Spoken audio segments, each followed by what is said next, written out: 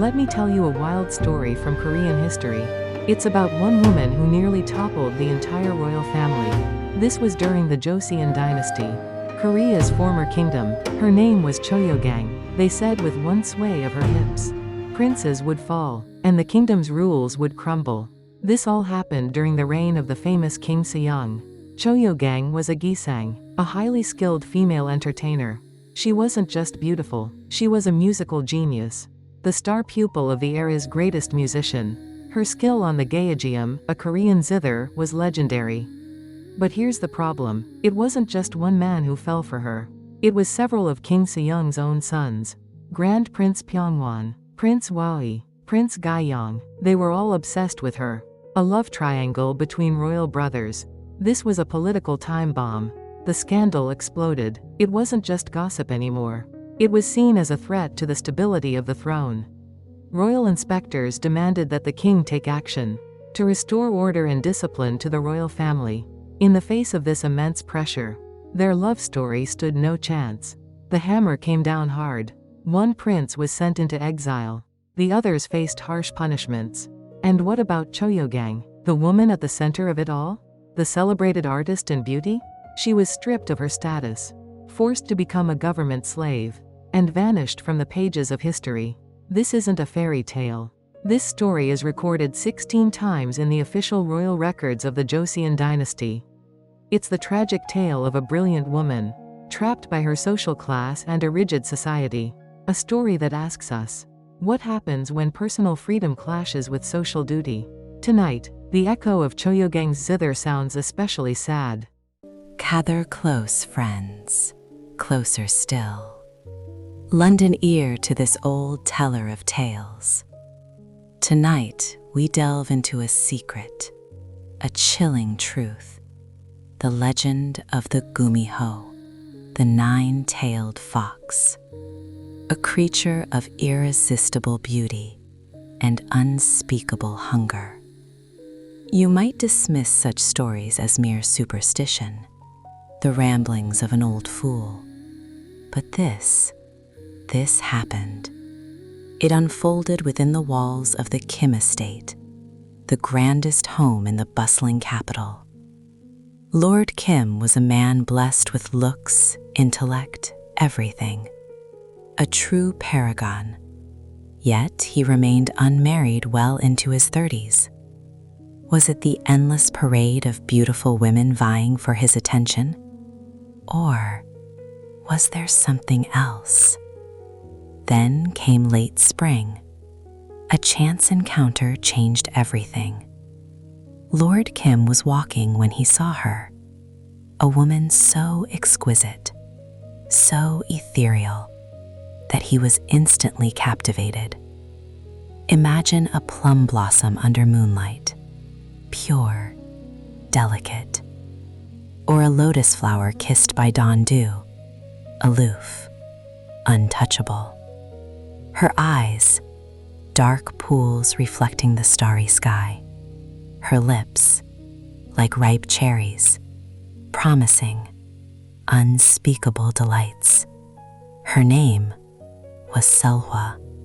Lord Kim was utterly bewitched. He spent days, nights, pining outside her door, pouring out his heart. Eventually, Selhwa relented.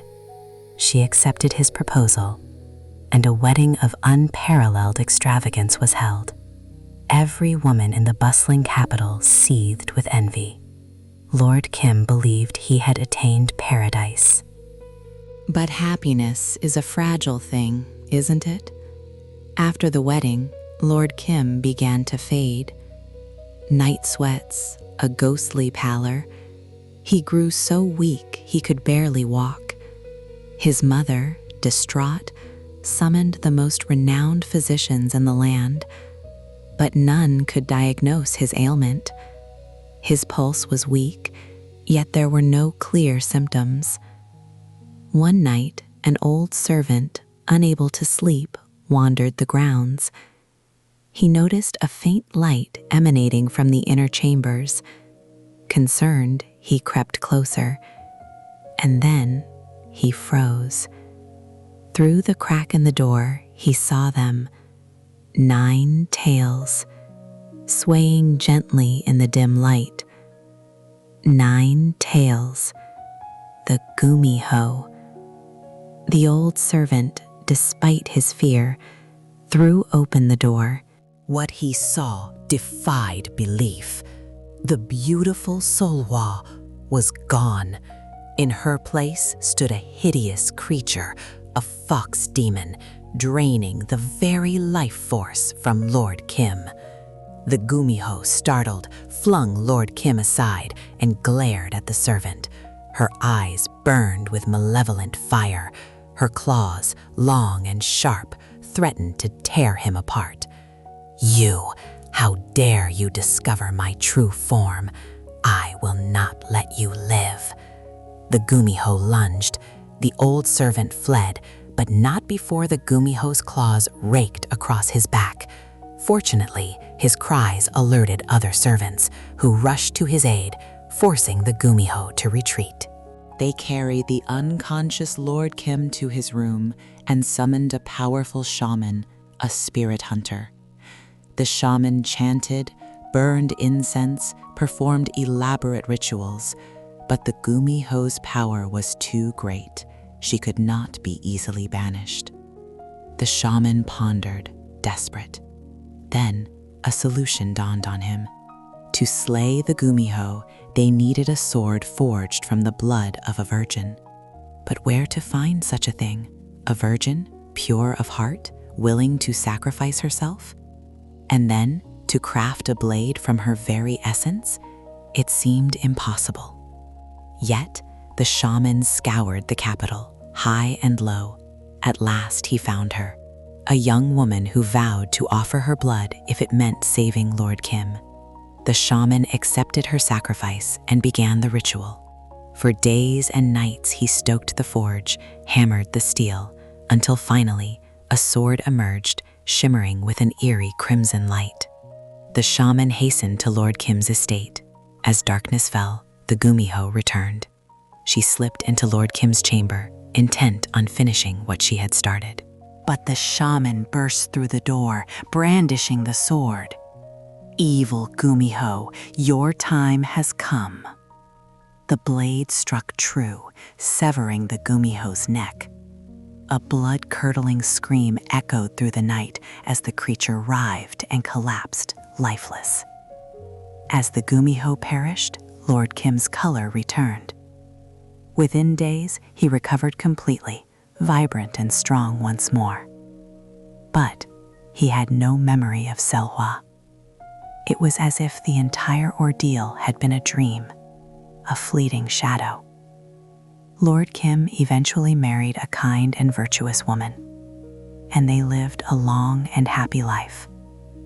The old servant, forever scarred, carried the Gumiho's mark, but also the quiet pride of a hero. And so the tale ends. A warning, perhaps. The Gumiho, a creature of unparalleled beauty, uses her allure to destroy. Never be blinded by appearances. Always be vigilant. Some say on moonless nights, you can still hear the faint echo of her scream in the alleys of the bustling capital. History remembers heroes, but what about the sacrifices they never knew they made?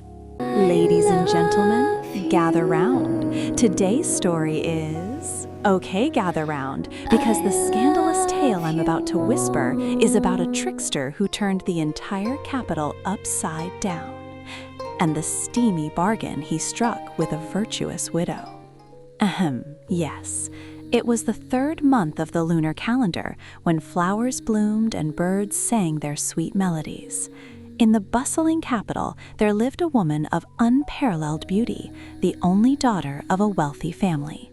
Our story revolves around her, Lady O of a distant noble province. At 17, a delicate flower just beginning to blossom, she was married off to a son of a prestigious family.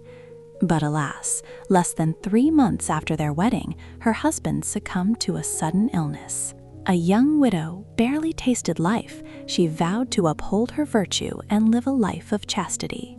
But beneath that virtuous exterior, at the tender age of 23, a fire raged within her heart, a fire she had never truly quenched. By day, she was the epitome of a noble widow, grieving and pious. But by night, she secretly indulged in erotic art, desperately trying to soothe the desires that burned within her. The thirst in her soul only deepened with each passing day. Then one day, while in the crowded marketplace, Lady O overheard whispers about a legendary con artist, Kim Seon-dal, the phantom of the marketplace. They say he outsmarted nobles with his audacious schemes and even managed to deceive the king himself. Lady O found herself strangely intrigued by Kim Seon-dal's audacity and brilliance, and a dangerous thought began to bloom within her mind. She had to meet him. I will find this Kim Seon-dal hiding in the shadows of the capital, she thought, and propose a most unusual deal. After a sleepless night wrestling with her conscience, Lady O made a daring decision.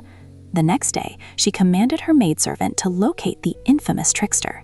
Days later, the maid returned with information. Kim Seon-dal was hiding in a dilapidated house on the outskirts of the City of Shadows. Under the cloak of darkness, Lady O, accompanied by her maid, stealthily made her way to the rundown dwelling. Standing before the humble door, Lady O felt her heart pounding in her chest. A strange mixture of excitement and trepidation washed over her. Her maid cautiously knocked. "Is anyone home?" After a moment, the door creaked open, revealing a man with a thick, unkempt beard and wearing tattered clothes. It was him, Kim Seon-dal. "Who is it?" His voice was low and rough, yet possessed a strange, undeniable charisma. With a trembling voice, Lady O revealed her identity. "I am Oh Mei-hwa, from a distant noble province." Hearing her name, Kim Seon-dal's eyes narrowed. He eyed her suspiciously before ushering her inside. The room was sparse, a worn desk, a few scattered books, and a bottle of liquor with 2 cups. Kim Seon-dal faced Lady O, his voice cold. "What brings you here?" Lady O hesitated, then took a deep breath. "I have come to witness firsthand the ingenious talents I have only heard whispered about." Kim Seon-dal chuckled, a dry, humorless sound. "Ingenious talents, you say? And what would you have me do with these talents?" Lady O blushed, her voice barely audible. "I wish to use your talents to punish corrupt officials who exploit the common folk." Kim Seon-dal stared intently into her eyes, as if trying to discern her true intentions. After a long, pregnant silence, he nodded slowly.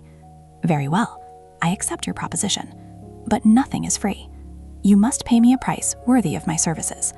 Lady O swallowed hard, her apprehension growing. "What price do you demand?" A wicked smile crept across Kim Seon-dal's face as he leaned in, proposing his scandalous bargain. "If you seek my aid, you must offer me your virtue." Lady O's face drained of all color. Her virtue, it was more precious than life itself. But alas, the burning desire to avenge the suffering of the people, coupled with the undeniable pull she felt toward this rogue, she couldn't suppress it. After what felt like an eternity of agonizing deliberation, Lady O made her decision. "Very well, I accept your offer. But this transaction must remain a secret, known to no one." Kim Seon-dal nodded with satisfaction.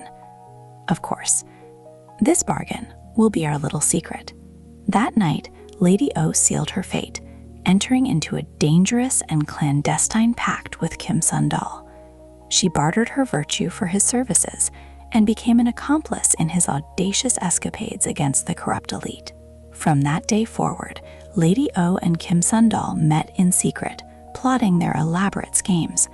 Lady O, with her sharp intellect and access to the inner circles of the nobility, provided invaluable assistance to Kim Seon-dal's cons. With her help, Kim Seon-dal managed to swindle corrupt officials out of their ill-gotten wealth and publicly humiliate them. The common folk hailed him as a hero, celebrating their daring exploits. But the relationship between Lady O and Kim Seon-dal grew increasingly precarious. As they spent their nights together scheming and plotting, they found themselves drawn deeper into each other's orbit. But their love was a forbidden flame, destined to burn in the shadows. Lady O was bound by her duty as a widow, and Kim Seon-dal was a fugitive, forever on the run. Yet, despite the insurmountable obstacles, they could not deny the powerful attraction that consumed them. They met in secret, indulging in dangerous trysts, risking everything for a few stolen moments of passion. But secrets rarely stay buried forever. Whispers of Lady O and Kim Seon-dal's affair began to spread like wildfire. The corrupt officials, who viewed them as a threat to their power, intensified their hunt, determined to capture them and bring them to justice. Then one fateful day, Lady O and Kim Seon-dal fell into a carefully laid trap, finding themselves cornered and hunted. They fought desperately to escape, but their efforts were in vain. The corrupt officials captured Lady O and Kim Seon-dal, dragging them to the courthouse. There, they were subjected to brutal tortures, but they refused to betray each other, steadfastly denying any wrongdoing. The officials, enraged by their defiance, sentenced them to death. The news of their impending execution sent shockwaves of grief and outrage through the city of shadows. The people, desperate to save them, gathered outside the courthouse, staging a massive protest. But the corrupt officials, unmoved by the pleas of the masses, brutally suppressed the uprising. Lady O and Kim Seon-dal were led to the execution grounds, where they would face their final judgment.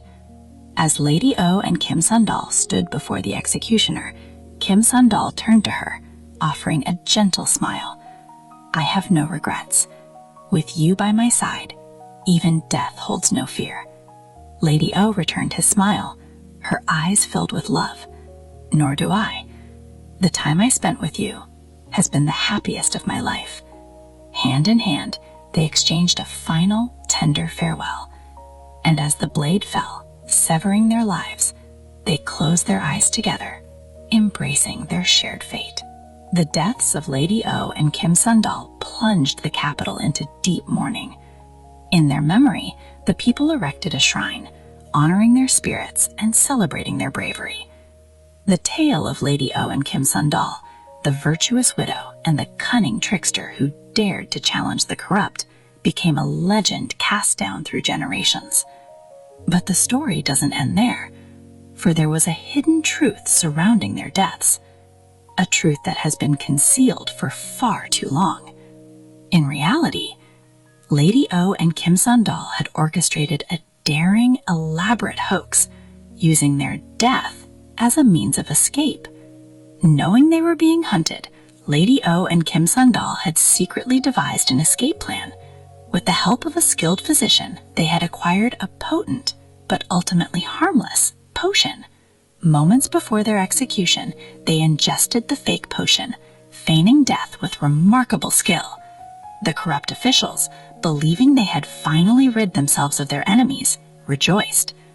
But as darkness fell, Lady O and Kim Seon-dal quietly slipped away from the execution grounds, boarded a waiting vessel, and sailed far away, into the vast unknown.